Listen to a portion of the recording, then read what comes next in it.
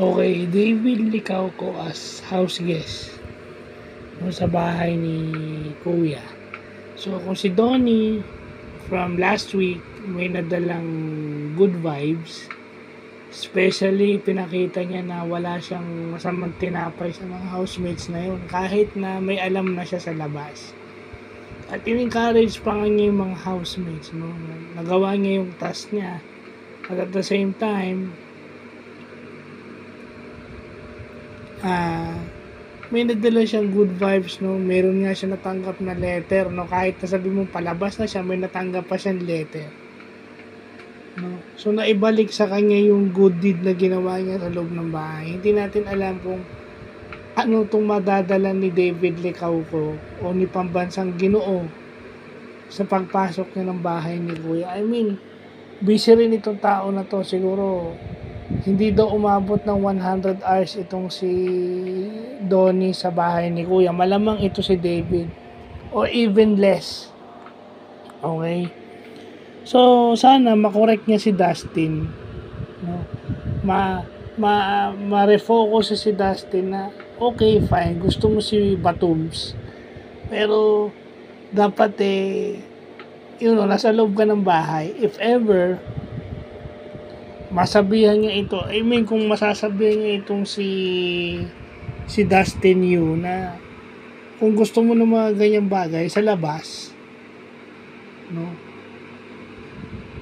yun yung sasabihin mo, kasi you cannot give assurance sa loob ng bahay ni Kuya. You can only give assurance pag lumabas kayo. I mean, kasi yun yung dahilan bakit nominated ka. Then isolated na yung dalawa ni Bianca. Tingnan nyo, kaya nominated si Bianca, it's not because of Bianca, it's because of dahil sa kaduwa niyang si Shugi.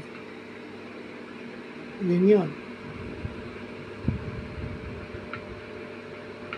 With Bianca, as a person, wala naman. Ang problema lang is, dahil napapaano siya kay Dustin. And hindi mo maano kung bakit, hindi mo maalis minsan na yung ibang housemates ayaw ng ganong klaseng senaryo.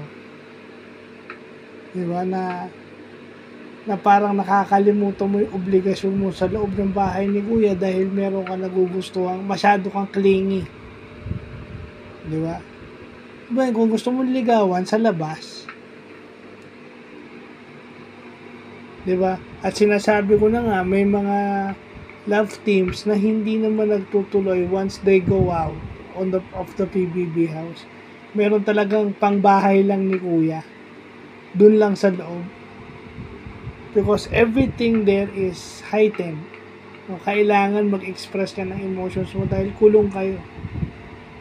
Pero once nakalabas ka at bumalik ka sa normal na sirkulasyon ng buhay, hindi natin alam kung itutuloy pa yon, except for a few na hindi natin alam. So, anong madadala na ito ni David? I just hope ma-refocus niya yung kanyang best friend. Na sana habang nandun siya, makatulong siya na ma-refocus na, para ka lang nagtatrabaho nito sa showbiz o sa restaurant mo na pwede mo siyang bigyan ng time, but hindi naman dun lagi nakaano yung focus mo. Na may pa-sweet-sweetams ka pang kaya naha-highlight yung mga video na si Donnie yung naglilinis, and then sila nakaupo lang, mas naha-highlight yung mga ganun ng mga fans na galit sa'yo. Nabibigyan mo ng dahilan. Diba? Ikaw na nagsabi, pangit ang image mo sa labas, o bakit paninindigan mo?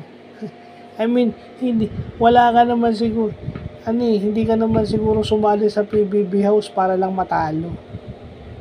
Kung ang objective mo matalo, hindi ka na dapat sumali ng PBB. At saka yun ang pinaka-ayaw ko sa kanya. I mean, if kung meron man akong ayaw sa tao na to, I just hope David Licauco can indirectly or directly tell him na kinain mo rin lahat ng sinabi mo. Yung ego mo kasi medyo masyado nang mataas. Yung sinasabing only persons with right comprehensions can understand Dustin. Anong comprehension mo ron? AC was just asking na wag sabihin kay Ralph. Para hindi siya, kung nakiusap, ano sa tingin niyo yung mas tamang response? Yung kay Batums o yung kay Dustin? Sino sa tingin niyo yung best may tamang response doon sa pakiusap ni AC? I think yung kay Bianca yung magandang response. People with the right frame of mind, yung kay Bianca yung sasabihin. Hindi yung kay Dustin. Yung kay Dustin kasi is ego yung pinapairal niya pag ganun. Nakiusap, dapat doon ka magsaside sa babae na alam mong nalasing, na hindi naman sinasadya. Dapat hindi ka na nakikialam sa mga ganung klaseng issue. Dapat hindi, kinausap mo na si Ralph, pero hindi to the point na alam mo namang may gusto siya sa'yo, hindi mo na dapat sabihin yun.